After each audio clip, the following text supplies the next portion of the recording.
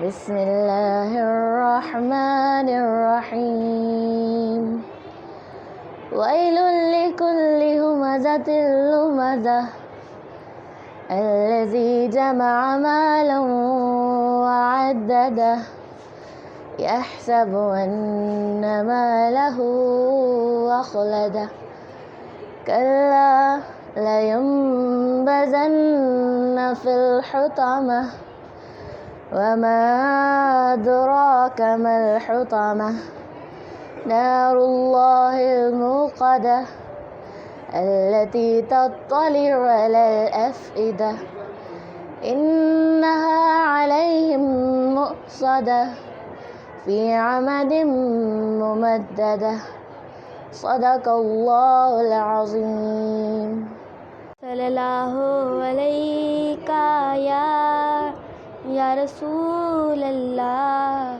وسلم علیکہ یا حبیب اللہ ہم کو بھی مدینے بلا لو کالی کملی کے اوڑھنے والے ہم کو بھی اپنا بنا لو کالی کملی کے اوڑھنے والے دیتا ہے دل کھول کے سب کو ایک عنایت ہم پہ بھی کر دو دیتا ہے دل کھول کے سب کو ایک عنایت ہم پہ بھی کر دو ہم بھی ہیں تیرے سوالی ہم بھی ہیں تیرے سوالی کالی کملی کے اوڑھنے والے نحمد و نصلی علی رسول الکریم اما بعد فاعوذ باللہ من الشیطان الرجیم بسم اللہ الرحمن الرحیم میرے پیارے پیارے عزیز اساتذہ اکرام اور ہم مکتب ساتھیوں السلام علیکم ورحمۃ اللہ وبرکاتہ۔ آج مجھے جس موضوع پر تقریر کرنے کی سعادت بخشی گئی ہے وہ ہے یوم دفاع۔ صدر وقار، وقت اثر ڈوبتا سورج، ابھرتی امنگیں، زندہ دلوں کا شہر لاہور، گونجتی ہوائیں، نعرہ تکبیر کی صدائیں اور پاکستان زندہ باد کے فلک شگاف کے انہی نعروں میں پاکستان کا پرچم عزت اور احترام کے ساتھ اتارا جاتا ہے کہ یکدم خدا کے دشمن نے خدا کا نام لے کر خدا کے بندے کو دھماکے سے اڑا دیا۔ علی وقار، ہر سو انسانی عذاب بکھرے ہوئے نظر آ رہے ہیں۔ وہاں موجود لوگوں کا لہو اس سبز ہلالی پرچم پر بھی بڑھتا ہے کہ جسے ابھی عزت و احترام کے ساتھ اتارا گیا ہو۔ وہاں موجود لوگوں کا لہو دشمن کو للکار رہا ہے۔ وہاں موجود لوگوں کا لہو یزیدیت کو حسینیت کا پیغام سنا رہا ہے۔ لیکن جناب والا، اگلے ٹھیک 24 گھنٹے بعد دنیا یہ منظر بھی دیکھتی ہے کہ جس جگہ کی خون بوند بوند سے رجی ہوئی ہے اسی جگہ پر وہی شاعری پاکستان زندہ باد اور جیوے جیوے پاکستان کے نعرے لگاتے ہوئے میں یہ لوید دیتی چلوں، ہوئے دل دے کر نکھاریں گے رکھے دکھے بھر کے گلاب، ہم نے گلشن کے تحفظ کی قسم کھائی ہے۔ ہاں، ہم نے گلشن کے تحفظ کی قسم کھائی ہے۔ 65 کی جب جنگ ہوئی کفر پہ دنیا تنگ ہوئی، پھر رحمت ہمارے سنگ ہوئی، آیا تھا دبنے دب گیا باطل، آیا تھا مٹنے مٹ گیا باطل، آیا تھا جھکنے جھک گیا باطل، جہاں الحق کو مزاحق الباطل انا کان ذوقا۔ صدر علی وقار، ہمت جرأت بہادری کے لہو سے لکھے جانے والی جذبات کو یوم دفاع پاکستان کہتے ہیں۔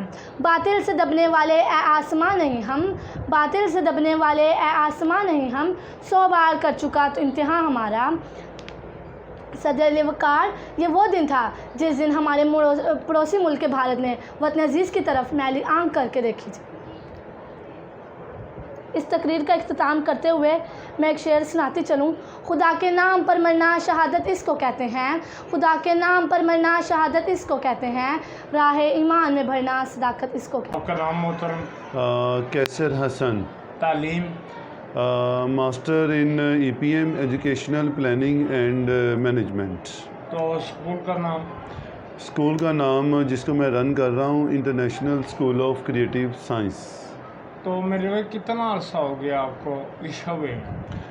اس شعبے میں 18 سے 19 سال مجھے ہو گئے ہوئے ہیں۔ اس کو پہلے میں دبئی شارجہ میں پڑھاتا رہا ہوں ایز اے سینئر لیکچرر کے طور پر، as a mathematician, O level, A level, D1، D2، D3 and then D4۔ تو اس کے بعد پھر 8-10 سال سروسز دینے کے بعد اسلام آباد میں ایس انٹرنیشنل اکیڈمی ہے، اسکول ہے بہت بڑا انٹرنیشنل اسٹینڈرڈ کا، وہاں پہ سروسز دی. اینڈ دین ان 2017 پاکستان میں واپسی ہوئی. تو یہاں پر الحمدللہ ایک چھوٹی سی بنیاد رکھی ہم لوگوں نے international school of creative science کی. تو دیکھتے ہی دیکھتے الحمدللہ ابھی ہماری ڈیفینس میں، سینٹرل پارک میں، شالیمار ٹاؤن میں اور حمزہ ٹاؤن میں اور اس کے علاوہ پورے پنجاب میں ہم لوگ کوشش کر رہے ہیں کہ اس کی برانچز کو، اس کی شاخوں کو اچھے انداز میں ایکسپینڈ کرنے کی اور اچھے انداز میں اپنے ٹیچرز کو گروم کرنے کی، لیٹسٹ ٹیچنگ ٹیکنیکس کو آگے لے کے چلنے کی، تاکہ ہمارے بچوں کے اندر بھی موجودہ دور کی بہت زیادہ قابلیت رونما ہو سکے، بچوں کو ساتھ ساتھ پریکٹیکل کروائی جا سکے اور اساتذہ کرام کو بھی اس قابلیت سے روشناس کیا جا سکے اور ان کو اس معاشرے کا ایک اچھا، مہذب اور ترقی یافتہ شہری بنانے کی بھرپور کوشش کی جائے. تو اسی مقاصد کو لے کے چلتے ہوئے دن رات ہم لوگ محنت کر رہے ہیں. تو ہمیں اللہ رب العزت کے گھر میں بہت اچھی امید ہے کہ ہمارے یہ بچے کل کا مستقبل بھی بنیں گے، ملک پاکستان کا نام روشن بھی کریں گے اور اپنے اساتذہ کرام اور والدین کو بھی بہت اچھے انداز میں ان کی خدمت کے ساتھ آگے لے کے چلیں گے. اچھا سر، یہ بتائیں کہ اس وقت کتنی برانچیز آپ کی؟ ماشاءاللہ اس وقت جو ہے وہ تقریباً 8 سے 9 برانچز میری ڈفرینٹ ایریاز کے اندر کام کر رہی ہیں اور بہت اچھے انداز میں ایک ہی under supervision of head office ایک ہی برانچ سے ہماری جو ساری کی ساری جو ہے وہ چیزیں، instructions, workshop, planner, syllabus, weekly, monthly, term wise, every thing ایک ہی ہیڈ آفس سے ساری چیزیں جاری کی جاتی ہیں اور پھر اس کے بعد ان کی امپلیمنٹیشنز کو آڈٹ کی صورت میں ہم لوگ چیک بھی کرتے ہیں اور آگے امپلیمنٹ بھی کرتے ہیں. تو مین آپ کی کون سی برانچ ہے ہیڈ آفس؟ مین برانچ ہماری حمزہ ٹاؤن کی ہے، چونکہ یہاں پر ہی ہم لوگوں نے اس کی بنیاد رکھی اور اسی بنیاد کو آگے لے کے چلتے ہوئے ایکسپینڈ کرنے کی ہم لوگ بھرپور کوشش کر رہے ہیں. سر، ایک اچھے ادارے کے لیے کن چیزوں کا ہونا ضروری ہے؟ ایک اچھے ادارے کو چلانے کے لیے تو سب سے پہلے ضروری ہے کہ جو ادارے کا مالک ہے، جو ادارے کے ڈائریکٹر صاحب ہیں، ان کا ویل کوالیفائڈ اور ویل ایکسپیرینسڈ ہونا ضروری ہے. جب تک ایک ڈائریکٹر پرنسپل ویل کوالیفائڈ اور ویل ہولڈنگ ڈگریز نہیں ہوگا، ہاؤ از اٹ پاسبل کہ وہ اپنے ٹیچر کو گروم کر پائے گا؟ کیسے ممکن ہے کہ وہ ایک اچھی قابل ٹیچرز کے انٹرویوز کر پائے گا اور وہ اپنے ٹیچرز کو انالیسس کر پائے گا اور ان کی آبزرویشن کر پائے گا کہ کس طریقے سے وہ اپنے بچوں کو آگے پڑھا سکتی ہیں؟ تو ان ساری چیزوں کو کمپیئر کرنے کے لیے، بہتر بنانے کے لیے ٹیچرز کا ویل کوالیفائڈ ہونا ضروری ہے. اور جب ایک ڈائریکٹر، ایک آنر ویل کوالیفائڈ ہوگا تو ان تمام چیزوں کو اپلائی کرنے میں اور اس کی آبزرویشن کرنے میں اور اس کو چیک اینڈ بیلنس رکھنے میں بہت زیادہ آسانیاں ہوں گی. سر، کہاں تک کلاسز ہیں آپ کی؟ الحمدللہ ابھی ہمارا مونٹیسری لیول جو ہے وہ بڑے اچھے انداز میں پروموٹ ہو رہا ہوا ہے، جس کے اندر ہمارے ڈفرینٹ سیکشنز ہیں. آفٹر آور مونٹیسری سیکشن ہمارا کلاس 1 ٹو آنورڈ کلاس 10 تک ہمارے الحمدللہ سیپریٹ لیکچر کے ساتھ ساتھ سیپریٹ پیریڈ کے ساتھ سب اپنی اپنی چیزوں کو لے کے چل رہے ہیں. کورونا لاک ڈاؤن میں کیا صورتحال ہوئی اسکولوں؟ لاک ڈاؤن میں ہمیں کافی زیادہ، ہمارے ساتھ ساتھ اور بھی بہت زیادہ تعلیمی اداروں کو پریشانی کا سامنا تو کرنا پڑا، لیکن چونکہ یہ ایک پینڈیمک ٹائم تھا اور یہ ایک بڑا کروشل قسم کا وقت تھا جس کے اندر سب کی ہیلتھ کو بھی لے کے چلنا تھا، سب کی زندگیوں کو بھی ہم لوگوں نے دیکھنا تھا. تو کسی نہ کسی طریقے سے ہم لوگوں نے آن لائن کلاسز کو کنٹینیو کرنے کی کوشش کی. تمام پیرنٹس کو ہم لوگوں نے فیس کے اندر بھی بہت زیادہ ریلیف دیا تاکہ جو والدین بھی ان معاملات کے اندر بہت زیادہ پریشان ہیں ان کے ساتھ بھی کسی نہ کسی طریقے سے کوآپریٹ کیا جائے. تو چونکہ ہمارے لیے بھی ایک پریشانی کا وقت تھا، لیکن جیسے تیسے بھی کر کے اس وقت کو ہم لوگوں نے گزارنے کی بھرپور کوشش کی تاکہ جو ہے مل جل کے ایک دوسرے کی کوآپریشن کے ساتھ سارے معاملات کو مینیج کیا جا سکے. سر، خدا نخواستہ اگر نیکسٹ پھر یہی حالات ہو جاتے ہیں تو پھر کیا ملے گا؟ اگر چونکہ یہ کووڈ کا جو ٹائم تھا یہ ایک بہت ہی زیادہ آزمائش کا ٹائم تھا، تو اب ہم لوگوں نے آگے اس ٹائم کو ایک ایگزامپل اور ایک ڈیمو بنا کے رکھتے ہوئے ہم لوگوں نے بہت ساری چیزیں اپنی پیرالل تیار کر لی ہوئی ہیں.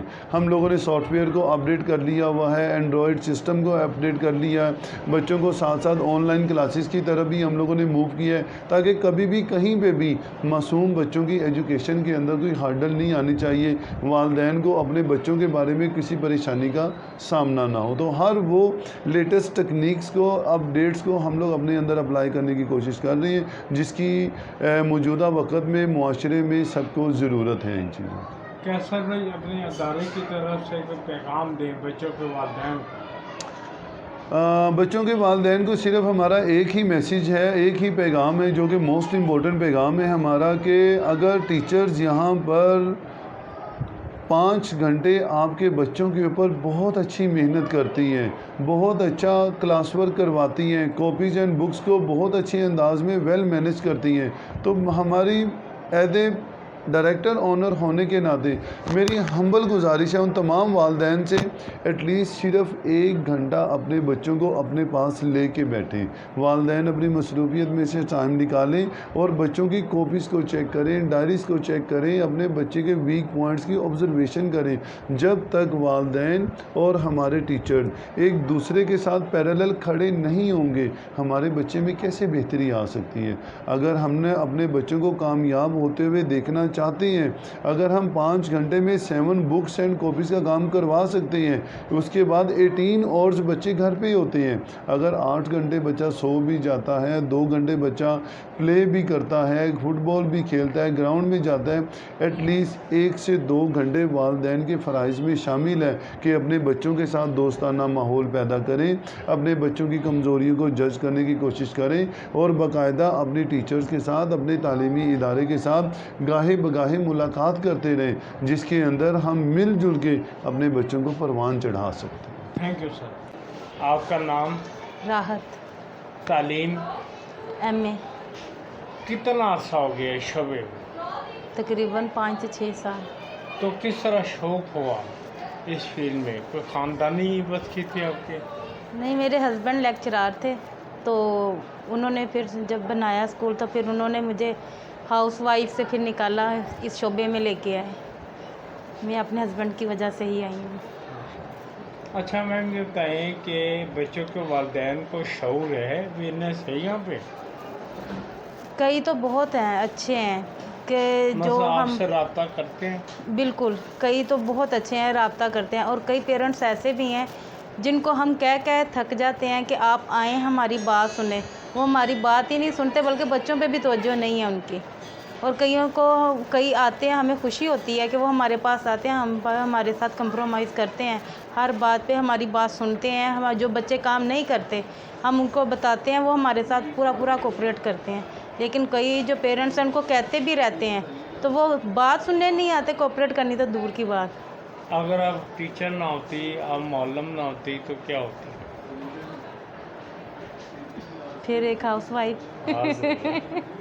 اچھا میم یہ بتائیں کہ علاقے کے مسائل کوئی ہوں آپ کو پیش آ رہے ہیں؟ نہیں, کوئی نہیں ہے. کوئی پیغام دیں بچوں کے والدین کو؟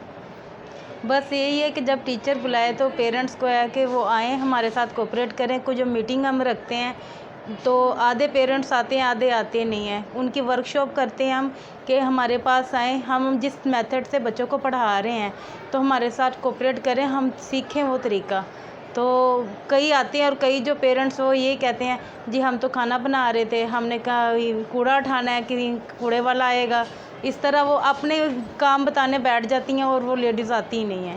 اور کئی جو ہیں کوپریٹ کرتی ہیں, وہ آتی ہیں اور وہ اپنے بچوں کو جو ہم کروا رہے ہیں ویسے ہی بچوں کو گھر میں بھی ان کو ماحول دے رہی ہیں اور بہت اچھا کام کروا رہی ہیں. آپ کی تعلیم؟